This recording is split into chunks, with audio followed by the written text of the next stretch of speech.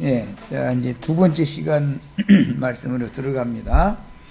창세기 3장 15절, 16절부터 읽기 시작합니다.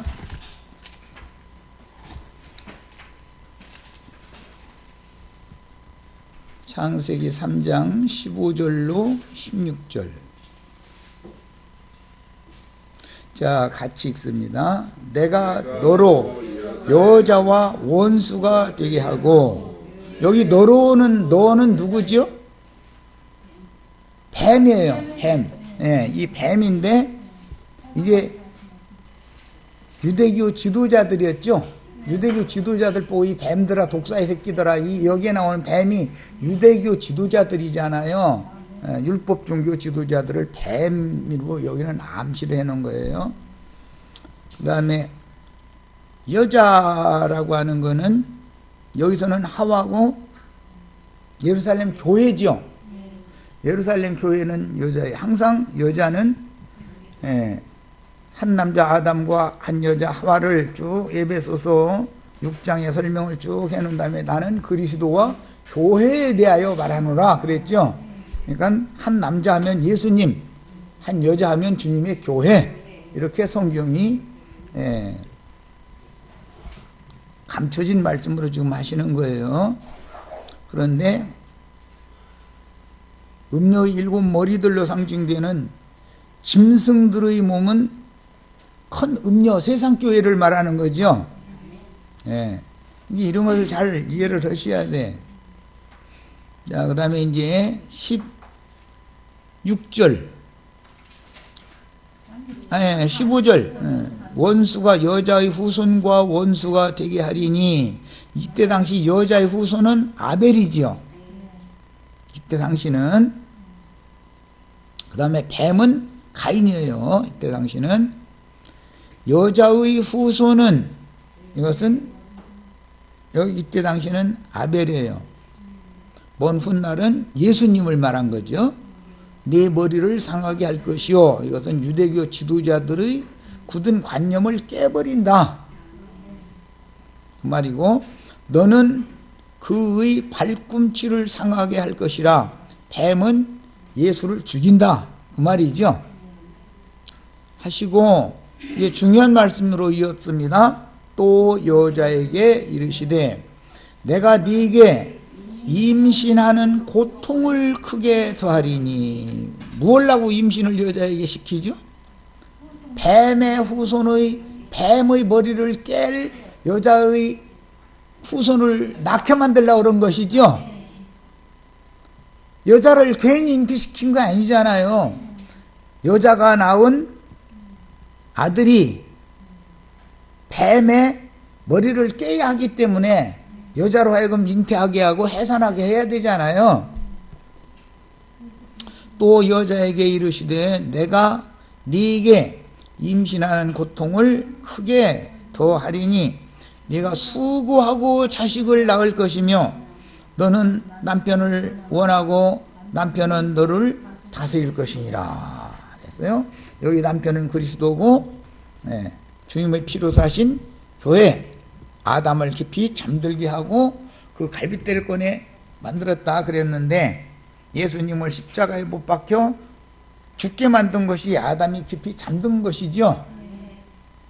그 갈빗대에서 나온 재료를 가지고 물과 피가 나왔다 그랬는데, 예수를 죽일 때 그 피로 씻고 물로, 말씀의 물로 거룩하게 한, 거룩하고 흠이 없는 영광스러운 교회를 성령께서 오셔서 세우는 것에 대한 예언이란 말이에요, 이게. 자, 이 예언을 이루기 위해서 사라가 잉태하는데 쉽게 잉태된 게 아니죠. 많은 고난을 받았죠. 잉태하는 고통을 받았어요. 그리고 해산하는 수고를 사라를 통해서 했는데, 그게 약속의 자녀를 대표하는 이삭이었죠. 그 앞에 하갈, 예언약을 대표하는 하갈, 지금 있는 예루살렘, 신의 산, 율법 말씀으로 낳은 자식들, 마귀 자식들, 그 하갈이 낳은 이스마엘이 있었지만 하나님은 하갈이 낳은 이스마엘을 후사로 삼는 게 아니고 경수가 끊어진 지가 오래되었던, 그래서 자식을 못 가져서 그렇게 고통스러워했던 그 사라를 통해서 잉태시켜 가지고, 쉽게 잉태된 게 아니었어요. 그를 통해서 때가 찼을 때 해산시켰어요. 그게 구약 성경에서는 이삭이에요. 신약에서는 예수님을 상징하는 말인 거예요. 자, 이런 이제 내용을 염두에 두고 이사야 66장으로 갑니다. 엊그제 또 이사야 66장에서 몇 구절을 읽었는데, 오늘 또 이제는 이 대예언을 이루는 말씀에 대해서 이사야 선지자가 창세기로부터 시작해서 사라 이야기를 영감으로 깨달아서 말씀을 선포한 사람들은 선지자들이죠. 이사야 66장으로 갑니다. 이사야 66장 7절부터 17절 사이를 같이 읽겠습니다. 7절부터 봅니다.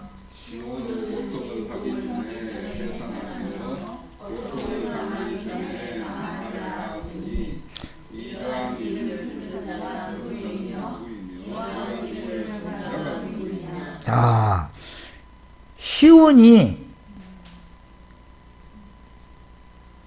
진통을 겪기도 전에 아들을 해산하는 이야기를 여기 이제 말씀하고 있어요. 그런데 해산 고통이 임하기 전에 남자아이를 낳는다는 거예요. 여자가 낳은 아들이 뱀의 머리를 깨는 말씀이 이렇게 영적 적용하고 있는 거죠. 이것은 창세기 전체적인 배경에서는 사라가 잉태해서 해산하는데 이런 과정을 거쳤던 것으로 상징이 됐어요.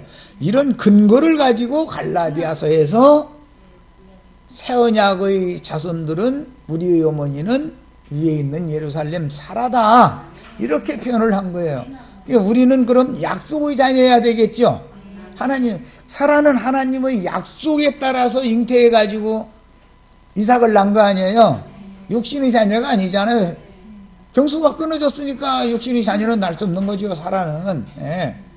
육신의 자녀는 하갈이 낳은 거예요. 하갈이. 사라가 이삭을 낳고도 또 한 여자가 또 나오죠. 그 여자는 누구예요? 예. 그드라가 아들을 몇 명을 낳았어요? 6을 낳아가지고 도합 8명이죠. 예.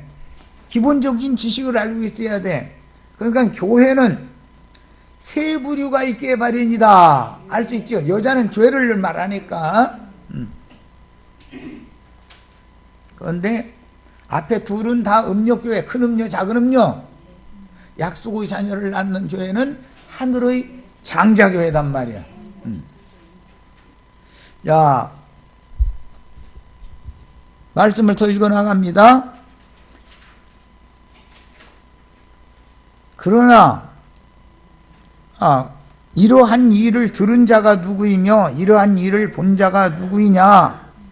나라가 어찌 하루에 생기겠으며 민족이 어찌 한순간에 태어나겠느냐? 이것은 민족적인 구원에 관한 말씀을 하는 것이죠. 개인 구원 얘기가 아니죠.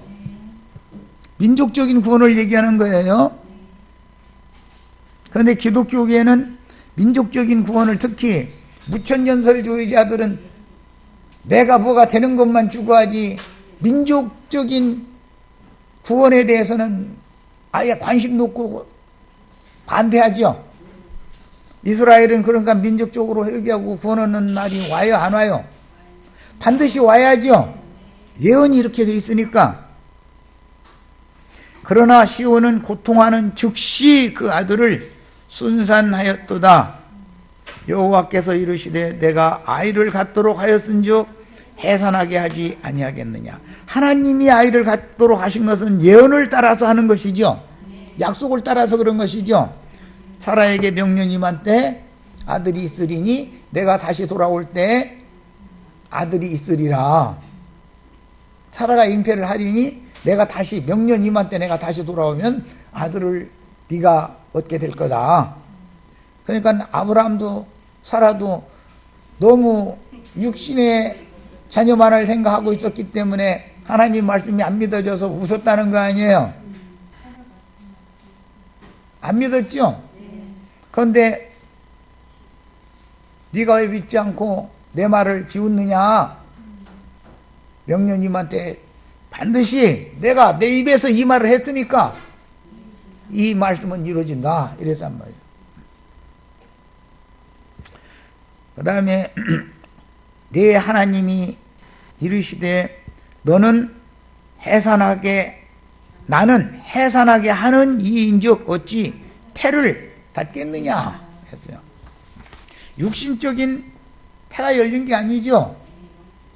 사라는 육신적인 자녀를 낳는 사람이 아니다 이거예요. 경수가 끊어져 가지고 오래됐고 그 남편도 나이가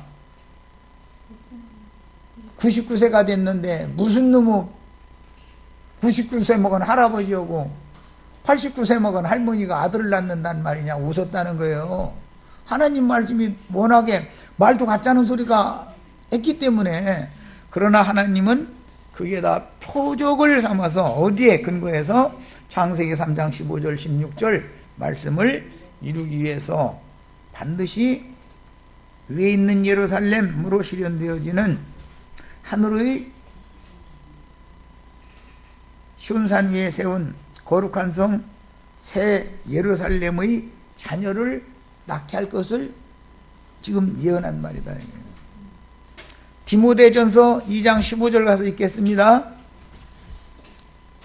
이 말씀을 역사적으로 표상적으로 이룬 건 마리아가 인자 예수를 낳은 거죠. 그런데 그것이 예언을 마리아가 인자 예수를 낳은 것이 예언을 다 이루는 건 아니잖아요. 사도행전 13장 33절에서 너는 내 아들이라 오늘날 내가 너를 낳았도다. 부활로 말미암아 낳은 그리스도 예수를 염두에 두는 표장이죠. 예수, 인자 예수가 오신 것은 마지막 아담은 뭐가 됐다고요? 살려주는 영이 되신 거예요. 그래서 부활의 날 하나님이 약속에 따라서 맏아들로 낳았단 말이에요. 예수를. 자, 그 다음에 디모데전서 다 찾으셨어요? 자, 2장 15절 읽습니다.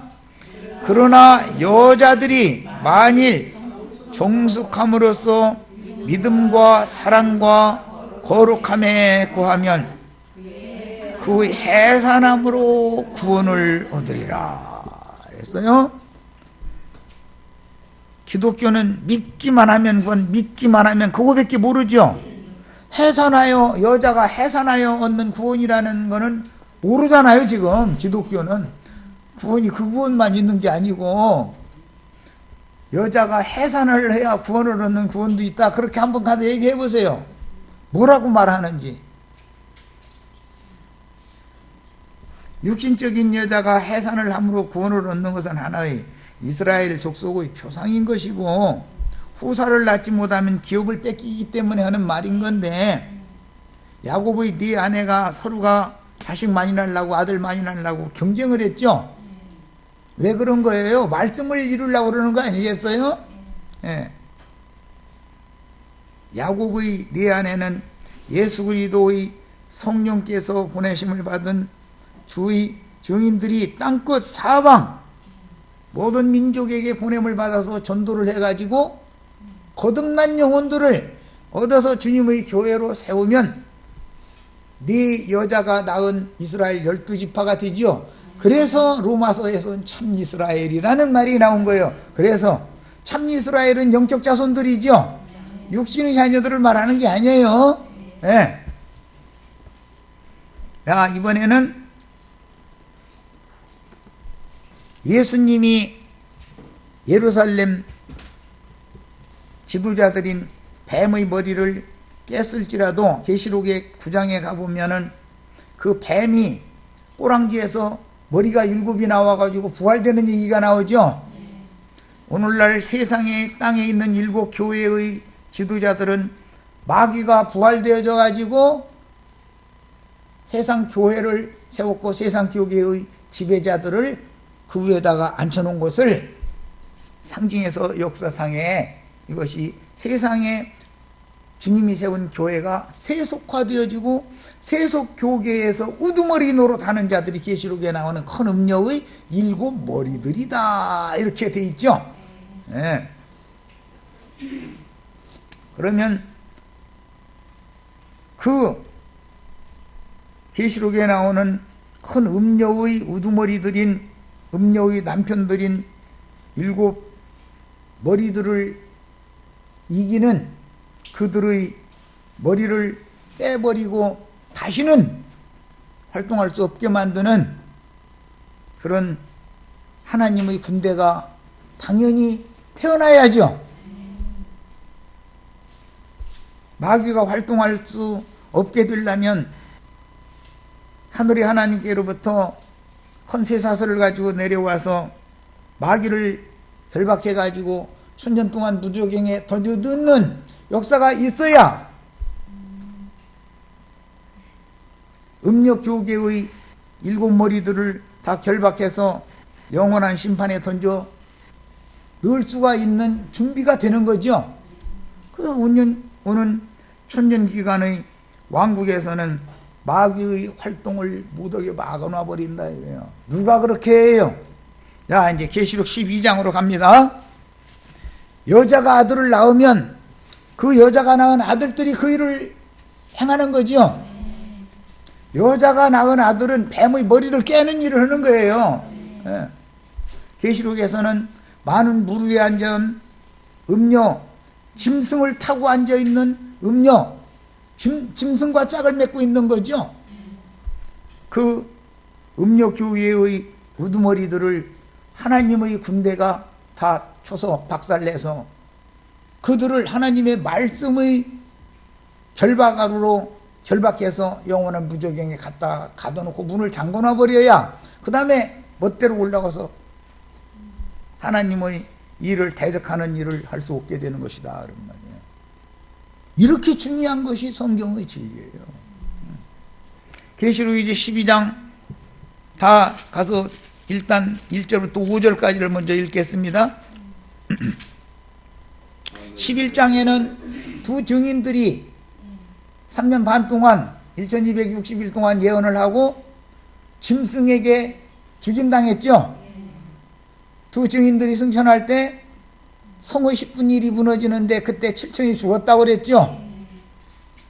그 7천은 뭘 상징한 거라고요? 바알에게 무릎 꿇지 않은 7천이 순교되어서 최후 추수가 되어져서 두 증인들과 함께 승천했단 말이야. 그러면 그 다음부터는 하늘의 전쟁이 당연히 일어나게 마련이죠. 네. 자, 이제 계시록 12장으로 갑니다. 하늘에 큰 이적이 보이니 해를 옷 입은 한 여자가 있는데, 이게 요엘서의 예언에서부터 사도행전 2장을 거쳐서 여기에 다시 온 거죠.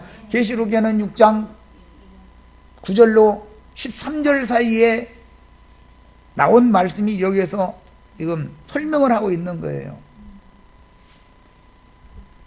하늘에 징조가 있다 그랬잖아요. 말세의 징조 중에는 하늘의 징조도 당연히 포함되는 거죠. 성이 무너지는 것만이 아니고 하늘의 징조도 당연히 있어야 된단 말이야. 그런데 그 해와 달과 별 이야기라는 것은 요셉의 꿈에는 해는 아버지를, 달은 어머니를, 별들은 형제들을 상징하는 거였죠. 네, 그래서 기왕에 우리가 신앙생활을 하려면 요셉의 별에게 가서 다 절을 해야 되는, 절하는 신앙생활을 하지 말고 절을 받는 신앙생활을 해야죠. 창세기 37장에 보면 네가 마지막 주습 때가 되면 우리들 위해서 왕노릇 한다는 말이냐 그랬죠. 계시록 20장에 그리스도로 더불어 제사장이 되어 1000년 동안 왕노릇 하는 사람은 누구예요? 요셉으로 상징이 되었죠. 예, 나머지 11별들은 와서 절을 하는 거예요. 오늘 우리 형제 자매님들은 이상이 열리기를 바래요. 하늘문이 열려야 되는 거예요. 지금 하나님의 장막 성전을 내가 열어주고 있는 중이요. 하늘의 성전에 들어가는 것이 인생의 목적이니까 말씀대로 되는 거예요. 전부 성경이라는 건. 계시록 6장 9절로 13절 사이에 보면 하나님의 말씀과 저희 가진 증거를 인하여 목배임을 받은 자들이 하늘 성전의 제단 아래에서 호소하기를 주여 땅에 거하는 자들을 심판하여 우리의 피를 갚아주지 아니하시기를 어느 때까지 하려 하시나이까. 그러니까 그들에게 흰두루마기를 주시며 가라사대 아직 잠시 동안 기다리라. 언제까지? 너희 동무중들도 너희들처럼 죽임을 당해서 그 수가 차기까지만 기다려라. 그리고 나서는 다음 단락 시작해보라고 되어 있어요. 하늘에 해가 어두워지고 달이 피같이 되고 별들이 태풍에 흔들려서 선 무화과 나무의 과실이 떨어지는 것처럼 별들이 떨어진다. 그것이 하늘의 징조죠. 예. 해를 가려서 온 천지를 어둠으로 충만하게 하는 건 그 자들이 용과 용의 사자들이 하는 일이죠. 기독교계의 신부님 목사님들이 지금 생명의 빛이신 하늘 아버지가 사람들에게 투과되지 못하고 계시되지 못하도록 막는 역할을 하고 있죠. 너희는 지식의 열쇠를 가져가서 너희도 들어가려 하지 않고 들어가려 하는 자들 가로막아서 배나도 지옥 자식이 되게 하는도다 그랬어요. 누가 그러게 했어요? 누가? 우리는 빛의 세계로 가야지 어둠의 권세자에게 잡혀가면 안 되겠어요. 성경의 일관된 흐름을 알아야 되는 거단 말이에요. 이렇게 중요한 거예요. 하나님의 경륜을 안다는 것은. 기본적으로는 이런 성경의 흘러가는 흐름, 말하고자 하는 의도를 일단 깨닫고 나서 세부적인 것을 더 세밀하게 깨닫는 것은 그건 그 다음 문제죠. 하나님의 경륜에 맞춰서 깨달아야 되는 거다 그런 말이에요. 흐름에 맞춰서 성경이라는 건 멋대로 중구난방으로 해서는 안 된다. 야, 그런데 이 여자가 아이를 배워서 해산날이 되었더라는 거예요. 이렇게 됐죠. 창세기 3장 15절 거쳐서 사라 이야기 거쳐서 이사야 66장 거쳐서 디모데전서 2장 15절 여자가 해산함으로 구원을 얻는다는 말씀을 거쳐서 내가 지금 일부러 여기까지 데리고 온 거예요. 갈라디아서는 두 여자 얘기가 나오죠. 그건 내가 여러 번 인용을 했으니까 그걸 빼고 여기로 온 거예요. 하늘에 또 다른 이적이 보이니 보라 한 큰 붉은 용이 있어 머리가 7이요 뿔이 10이라. 이게 13장에 나오는 두 짐승들 이야기죠. 계시록 13장에 이들이 창세기 3장 15절에서 깨진 머리를 가했던 뱀이 부활된 거 아니에요. 계시록 9장에서 뱀이 그 꼬리에 머리가 7이 달렸는데 꼬리에서 나오는 불과 연기와 유황으로 인류의 3분의 1을 죽이더라 그랬어요. 뱀이 어떻게 머리가 깨진 뱀이 꼬랑지여서 머리가 다시 나와. 뭔 소리요. 마귀도 부활된다 그 말이잖아요. 마귀도 부활된다. 예수님만 부활되는 게 아니라 멸망의 사자도 부활되어져 가지고 7머리들을 나눠놓는다 이거예요. 뱀 새끼들, 독사의 새끼들을 나눠놓는다 이거예요. 그들이 뭘로 사람을 죽이더라고요? 그 입에서 나오는 불과 연기와 유황을 통해서 죽였다 그랬어요. 유황이라는 건 유황계천, 유황불못이 꺼지지 않는 영영한 불못을 의미하는 말이야. 그러니까 어떤 사람들이 입에서 나오는 어떤 말씀이라고 하는 그 선포가 지옥불에서 나오는 말씀일 수도 있죠. 사람들을 지옥으로 끌고 가는 유황계천에서 나오는 불 뿜어내고 있는 거잖아요 지금.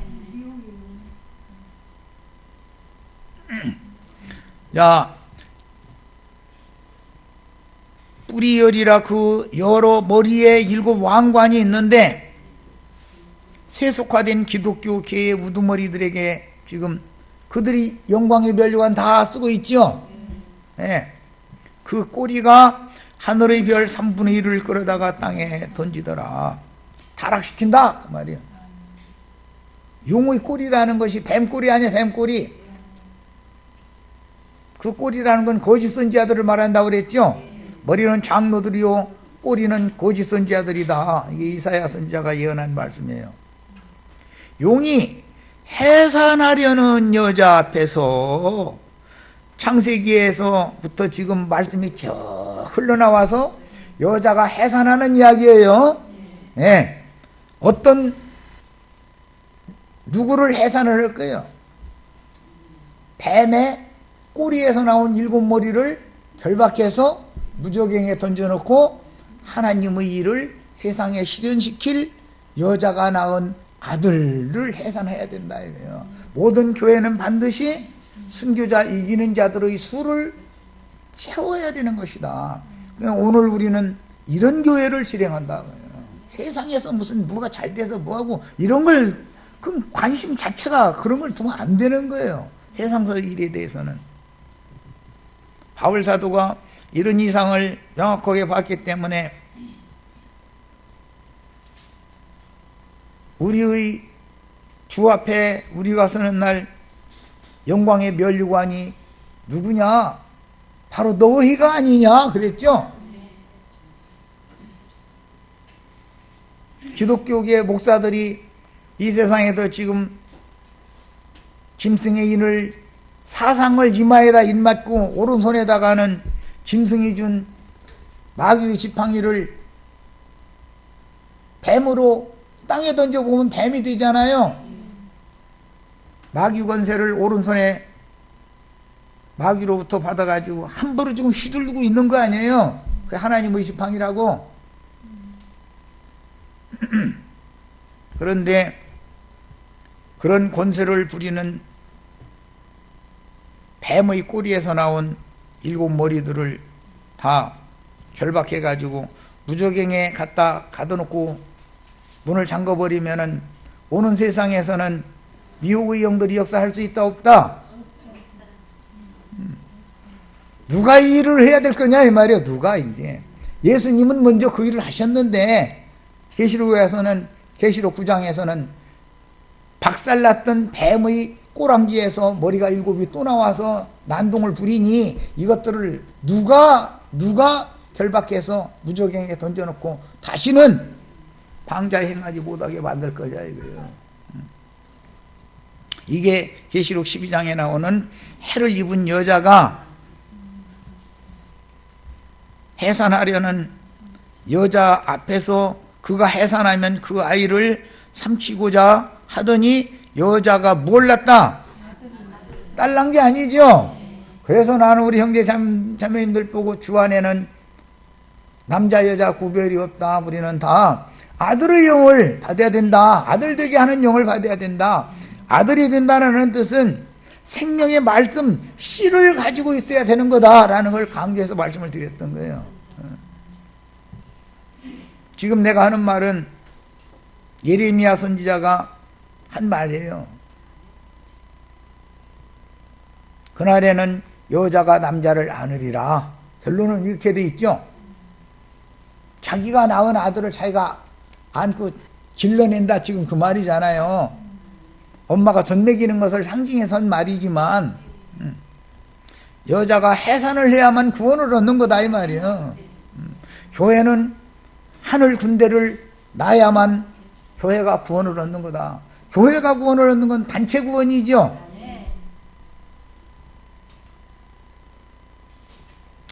여자가 아들을 낳으니 이는 장차 철장으로 만국을 다스릴 남자아이라 그랬어요. 그런데 그 남자아이를 용이 삼키니까 그 아이가 하나님 앞과 그 보좌 앞으로 올려가더라. 그러니까 전반부에 하나님 앞과 그 보좌 앞으로 올려간 자들이 있을지라도 6절 보면 그 여자가 광야로 도망하매 여자의 남은 자손들은 여전히 또 남겨진다 그 말이지요. 순교자가 용이 삼켜서 순교자의 수가 채워졌을지라도 시대는 연장된다 그 말이죠. 거기에서 어디에요? 여자가 도망간 광야에서 1260일 동안 그를 양육하기 위하여 하나님께서 예비하신 곳이 있더라 그랬어요. 하나님이 여자의 남은 자손들을 위해서 예비한 곳이 구약성경 전권에 흘러가는 도피성이다 이거야. 도피성. 마지막 시대는 어디로 도망을 가야 돼요? 저희 주께서 예비하신 그곳으로 도망을 가야죠. 여기에나 가야 기름을 살 수 있는 거다 말이야. 여기에나 가야. 아무 데서나 기름을 길거리에서 싸구리로 파는 게 아니다 이거예요. 주의 성령은 여기에서 받아서 자기 마음그릇에 준비할 수가 있어요. 자, 이 말씀을 13절, 12장 13절에 가서 재설명을 할 때 여자의 남은 자손들을 어떻게 한다고 되어 있는지 이제 설명을 소상하게 하는 말씀으로 갑니다. 용이 자기가 땅으로 내쫓긴 것을 보고 여자가 아들을 낳으면 그들이 승천해가지고 하늘에서 전쟁이 일어나죠. 하늘에서 이 하나님의 아들들, 해를 입은 여자가 낳은 아들들, 이들의 수가 채워지고 나면 하늘의 전쟁이 벌어지게 되는데 공중권세 잡은 악의 영들의 왕인 마귀가 이 하나님의 군대를 도무지 당하는 애들보다요 감당이 안 되더라는 거예요. 그러니까 하늘에서는 전쟁에서 져가지고 땅으로 쫓겨난 얘기예요. 이제 자, 그 여자가 큰 독수리의 두 날개를 받아, 두 날개라는 것은 독수리는 하나님 자신이에요. 출애굽기 19장에서 인용하는 말이에요. 너희를 내 독수리 날개로 업어다가 애굽에서 광야로 데려다 놓은 거, 그 목적은 너희로 하여금 제사장 나라를 삼으려고 내가 너희를 이렇게 독수리 날개로 업어다, 두 날개로 업어다가 이 광야까지 인도했다 그랬는데 그 출애굽기에서는 독수리 두 날개가 모세와 아론이었죠. 그러나 계시록에서는 두 증인이다 이거예요. 하나님과 예수님이 두 증인이죠. 그 다음에 결과적으로는 둘이나 셋이 증언을 하라 했기 때문에 성령님께서 증언을 해야 되는 일이죠. 그 성령은 생명과 진리의 성령을 받아서 보냄을 받은 증인들의 증거라는 것은 사람의 말이 아니다 이거예요. 그의 영과 그의 능력은 엘리야의 영과 능력으로 보냄을 받는 것이기 때문에 항상 어떤 영이라는 것은 항상 다음 세대에 후사를 둬서 이어가게 하는 것이다. 하나님의 말씀의 생명의 대라는 건 절대로 끊어지지 않는 거다. 이게 구속사라는 거예요.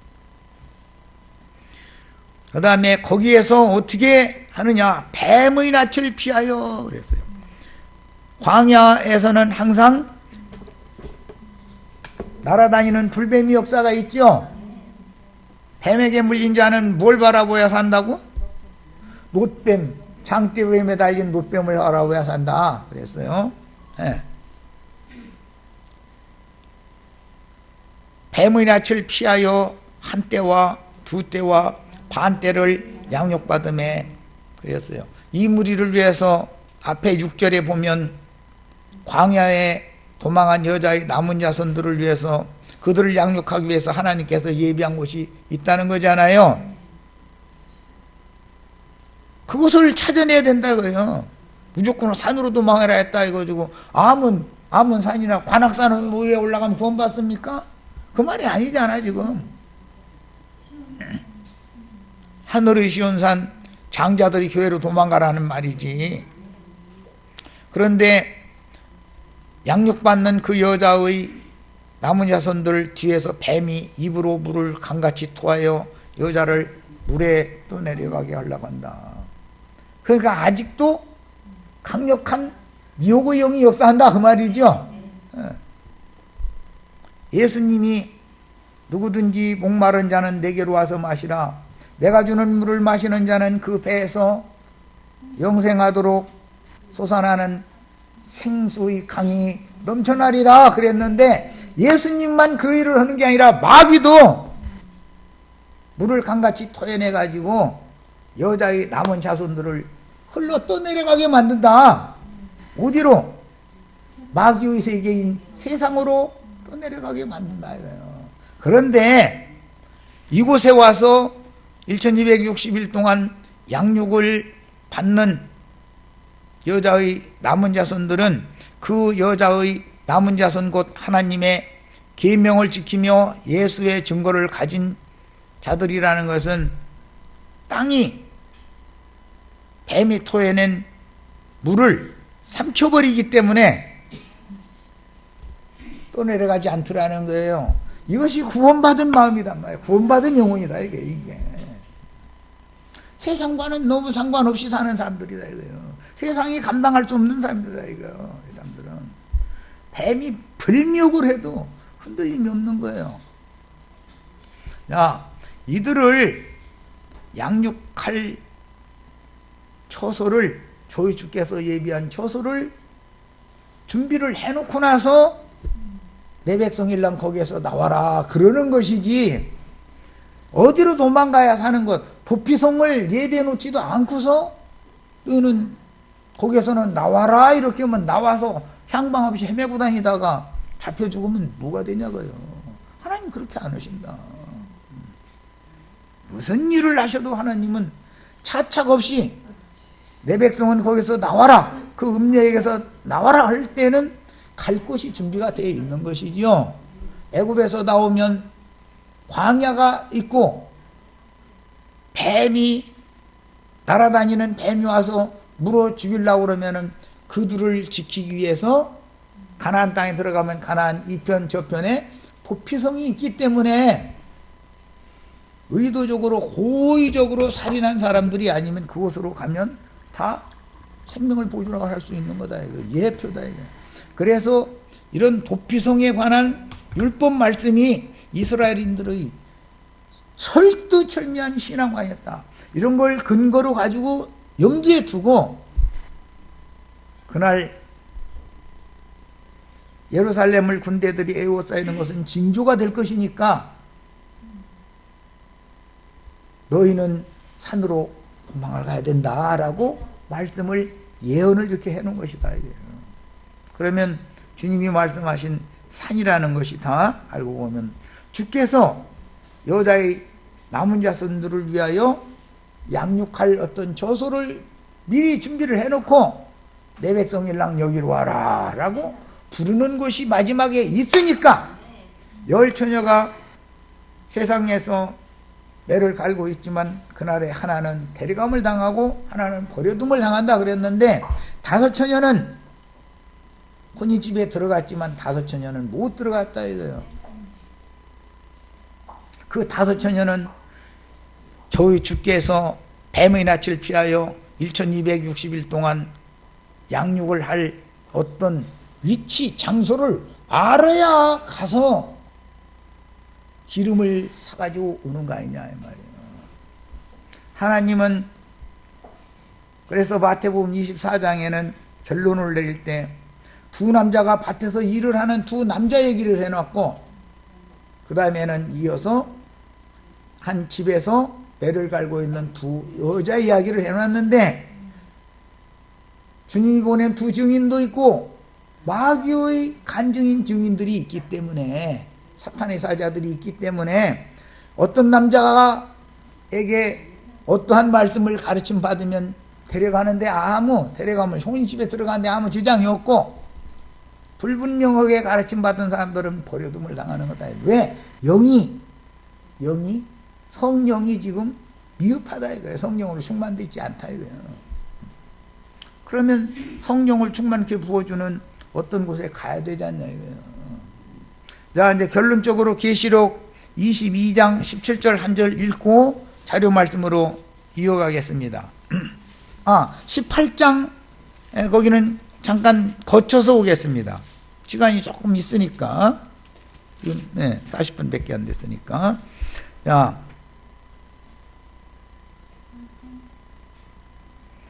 18장 4절부터 몇 절 읽겠습니다. 또 내가 들으니 하늘로부터 다른 음성이 나서 이르되 내 백성아, 이건 하나님의 백성이죠. 거기에서 나와. 거기라는 건 어디예요? 그러지요. 큰 성 바벨론이죠.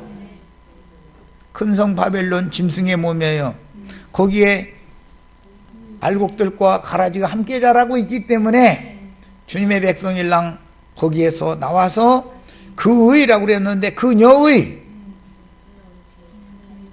죄에, 큰 음녀의 죄에, 음행하는 죄에 참여하지 말고 그녀가 받을 재앙들을 받지 말라. 그녀의 죄는 하늘에 사무쳤으며 하나님은 그녀의 불의한 일을 기억하신지라.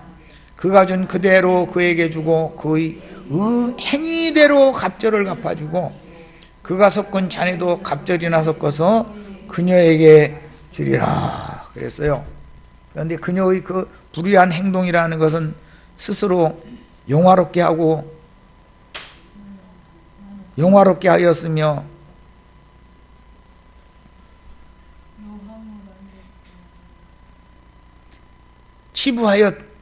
치부하여 여왕으로 앉은 자지 과부가 아니다라고 자긍한다는 거잖아요. 이거 하갈의 예언을 여기에 이룬 거죠. 그래서 남편 없는 여자의 자녀가 더 수가 많다 그런 거예요. 주님의 교회는 수가 적죠. 세상 교회는 수가 훨씬 많아요. 숫자 싸움으로는 못 이기는 거죠. 그러나 하나님은 가나안 족속의 수가 아무리 많아도 담대한 영과 강한 영과 담대한 마음을 가진 전사들 몇 명만 있으면, 기드온 같은 300용사다 그랬는데 몇 명만 있으면 얼마든지 말씀을 이룰 수 있어요. 문제는 말씀이신 하나님이 누구와 함께 계시냐, 어떤 무리와 함께 계시냐, 이게 중요한 문제인 거예요. 자, 22장 이제 17절 갑니다. 성령과 신부가 말씀하시기를 오라 하시는도다. 어디에서는 나와라 했으니까 이제 이리로 와라, 나오면 어디로 가야 될지를 지금 지시하는 말이죠. 아까 18장에서는 내 백성 일랑 거기서 나와라, 그 음녀에게서 나와라 했으니까 갈 데가 있어야 될 거 아니냐 말이에요. 성령과 신부가 말씀하시는 곳으로 가야 되는 거죠. 말씀하시기를 오라 하는도다. 나오라 했으면 오라 하는 곳이 있어야 되잖아요. 듣는 자도 오라 할 것이요, 목마른 자도 올 것이요, 또 원하는 자는 값없이 생명수를 받으라 하더라. 여기서는 기름을 사라라고 표현하지 않고 생명수를 받으라. 왜? 물을 강같이 토해내는 것과 관계를 시켰기 때문에 예수님도 내가 주는 물을 마시는 자는 그 배에서 영원토록 목마르지 아니하는 생명의 강이 넘쳐나리라 그러셨어. 주의 성령께서 마지막으로 하는 말씀이 뭐예요? 지금 큰 음녀, 큰 성 바벨론에서 내 백성이는 나와서 주의 말씀을 맡은 증인들이 가르치는 뱀의 7머리들의 눈을 피해서 가르치는 비밀한 어떤 곳이 예배되어져 있는데 그것으로 오라고 부르는 거다 이거예요. 어디를 가야 기름을 살지를 알아야 된다 이거예요. 미리 사는 게 좋겠어요. 혼인집에 미리 들어가는 것이 좋죠. 남은 자가 되는 것보다는. 그래도 열처녀 안에 들어가기만, 처녀니까 들어가기만 하면 감사는 한 일이에요. 그들은 다 주님의 백성이니까. 앞에 두 남자와 10처녀는 짝이죠. 12이라고 하는 이걸 채우느라고 그러는 거니까. 예. 자, 이제 자료 말씀으로 하겠습니다. 큰 음녀인 세상 교계의 건물 성전에서 속히 도망하여 그 영과 신부가 오라고 초대하는 것으로 가서 저희 주께서 예비하신 곳에서 뱀의 낯을 피하여 후반기의 한 한일의 후반기는 3년 반이에요. 한때와 두때 반때 1260일을 양육받다가 최후로 12장 이후에는 13장으로 가면 두 짐승 얘기가 나오죠. 짐승의 표를 그 이마에나 오른손에 받지 않으면 수가 몇지든지 다 죽인다고 그랬어요. 짐승의 이름이나 짐승의 표시를 이마에 받는다는 것은 짐승의 사상을 인침받는다 그래요. 성령의 인을 받는 게 아니고 이마에 받는다라는 건 거짓 교훈들을 세뇌당한다 말이에요. 오른손에 받는 건 마귀의 지팡이를 오른손에 가지고 함부로 휘두르야 된다 말이에요. 그런 것을 거부하면 다 죽인다 그랬어요. 여기에 순교자의 수가 차는 거죠. 계시록 6장 9절로 11절까지 일단 읽고 명확하게 하겠습니다.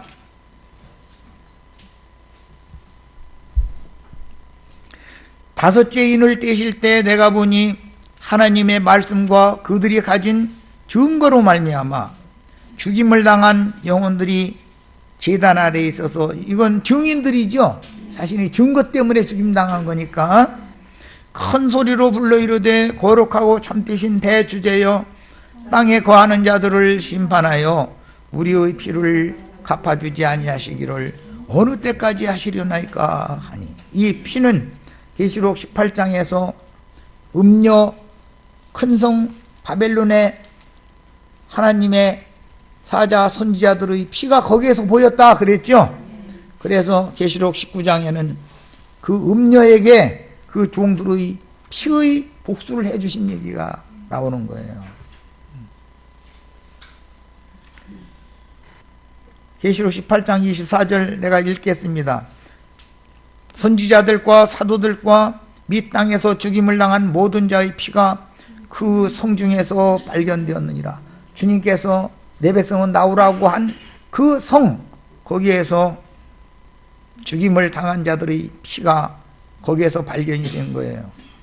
그러니까 큰 음력교회, 세상교회라는 건 주의 증인들을 죽이는 교회죠.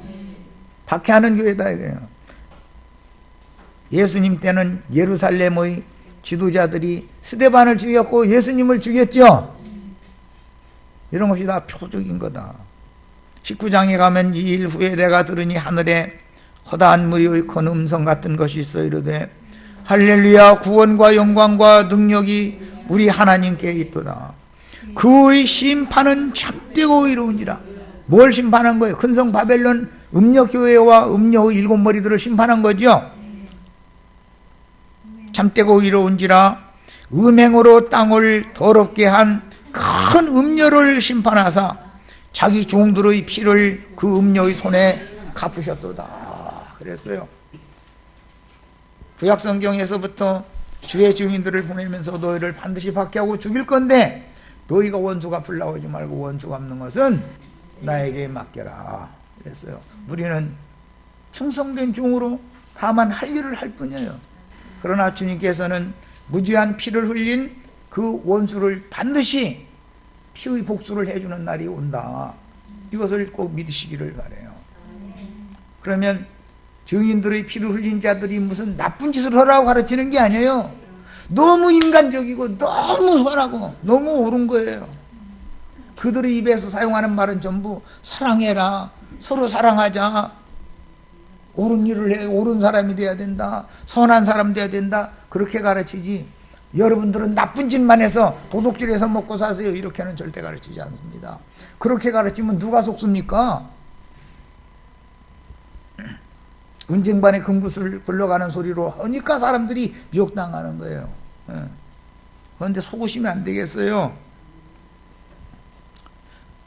야, 각각 어느 때까지 피를 갚아주지 아니하시리나이까 하니까 각각 그들에게 흰 두루마기를 주시며 이르시되 아직 잠시 동안 쉬되, 어디에서? 하늘 성전 제단에서 원한은 있지만 조금만 더 쉬어라, 기다려라.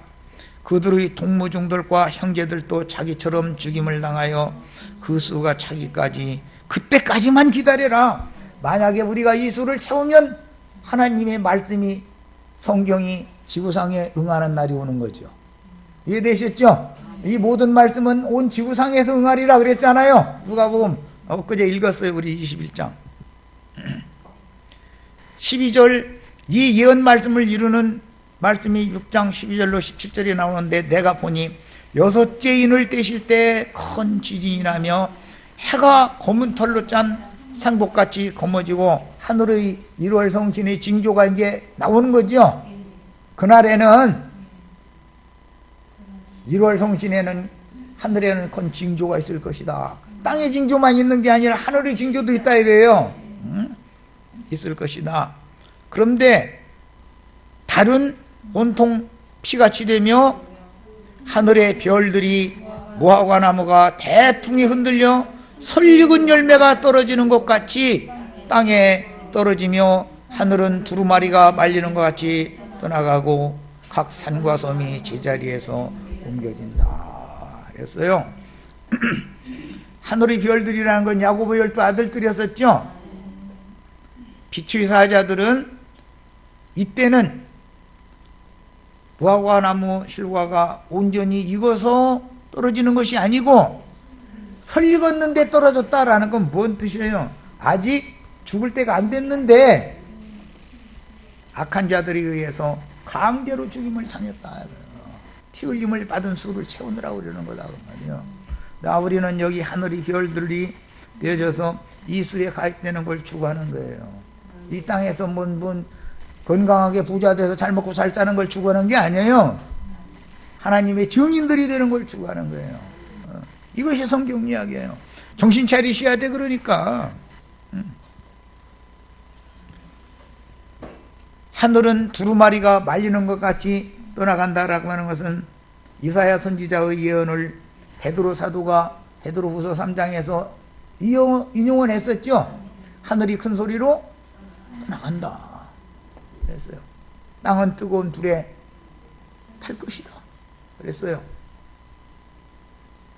하늘이 어떻게 두루마리가 말리듯이 떠나갑니까? 하늘이 처음 하늘과 처음 땅이 물러가지 않으면 떠나가지 않으면 새 하늘과 새 땅이 올 수 있어요? 없어요?